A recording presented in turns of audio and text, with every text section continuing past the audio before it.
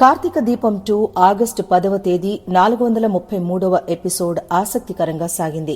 కూతురు కాంచనను తలుచుకుని శివనారాయణ ఎమోషనల్ అవుతాడు. ఇప్పుడు నాకా బంధం లేకపోయిందే అని బాధపడతాడు. అందుకు కార్తీక్ బాబు బదులిస్తాడు. బంధాలు లేకపోవడం ఏమీ లేదని అంటాడు. మనం కోరుకుంటే వెంటనే ఆ బంధాలు, ప్రేమలు అన్నీ తిరిగి వస్తాయని అంటాడు. కానీ వాటిని మనం కోరుకోవాలని, మనం కోరుకున్న దూరంలో అన్నీ ఉంటాయని వివరిస్తాడు. అయితే శివనారాయణ మాత్రం కార్తీక్ బాబు ఓదార్పును పెద్దగా లెక్క చేయడు.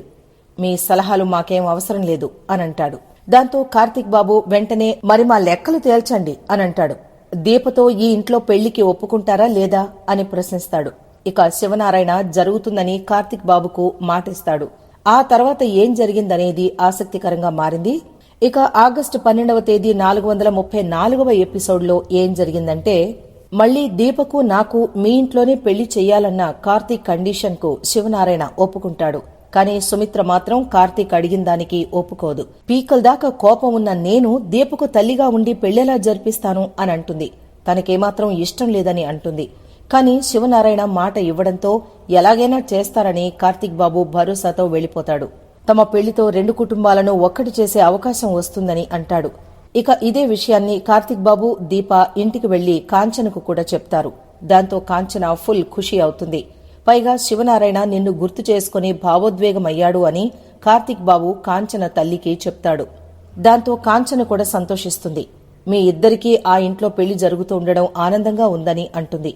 ఇదే సమయంలో కార్తీక్ బాబుకు ఒక ఫోన్ కాల్ వస్తుంది. వెంటనే బయటికి వెళతాడు. అయితే దీప ఎవరని అడిగినా కూడా సమాధానం ఇవ్వకుండా ఫ్రెండ్ అని చెప్పి వెళతాడు.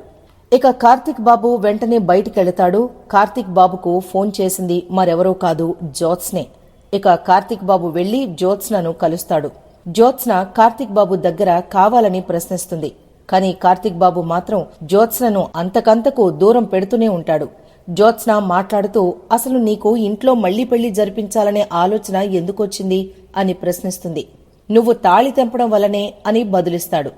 అది సరే, అసలు నువ్వు కొన్ని విషయాల్లో ఎందుకు తగ్గి ఉంటున్నావు? నీకు అవసరం లేని విషయాల్లోనూ, నీ తప్పులేని సందర్భాల్లోనూ సర్దుకుపోతూ ఉంటావు. వీటన్నిటికీ కారణమేంటి? నువ్వెందుకు ఇవన్నీ భరిస్తున్నావు అని ప్రశ్నిస్తుంది. దాంతో కార్తీక్ బాబు స్పందిస్తూ, నా కుటుంబం కోసం అని బదులిస్తాడు. ఇక జ్యోత్స్న, నా కుటుంబం ఏంటి బావా, మన కుటుంబం అని బదులివచ్చు కదా అంటుంది. నీ దృష్టిలో కుటుంబం అంటే నువ్వు, దశరథ, సుమిత్ర. కాని నాకు మాత్రం అమ్మ, మామ, అత్త, దీప, దాసు, పిన్ని, స్వప్న, కాశీ, తాత, పారు, నువ్వు, ఆ చివర్లో శ్రీధర్ నాన్న కూడా ఉంటారని చెప్తాడు. నీకు నీ కుటుంబం కావాలంటే ఆ దీప నీ జీవితంలో ఉండకూడదు అని జ్యోత్స్న అంటుంది. కాని కార్తీక్ బాబు దీప వల్లనే నాకు నా కుటుంబంతో కలిసి ఉండాలని అనిపించింది. దీప అంటే వెలుగు, నా జీవితపు వెలుగు అని బదులిస్తాడు. మీ పెళ్లిని ఇంట్లో అస్సలు జరగనివ్వను అని ఛాలెంజ్ చేస్తుంది. దాంతో కార్తీక్ బాబు నీ వల్ల కాని పని అంటాడు.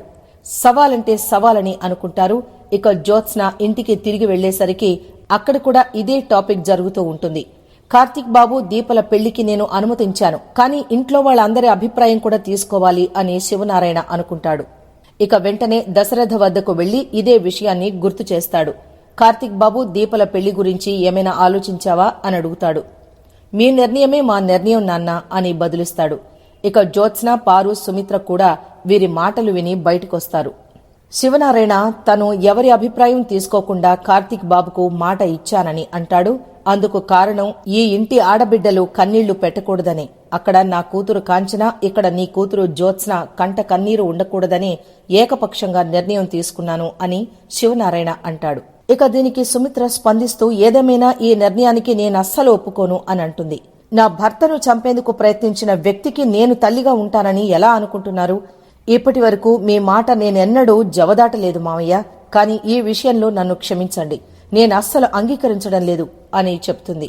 ఇక జ్యోత్స్న అభిప్రాయం తీసుకోగా తాత చెప్పినట్టుగానే చేద్దాం అని అంటుంది.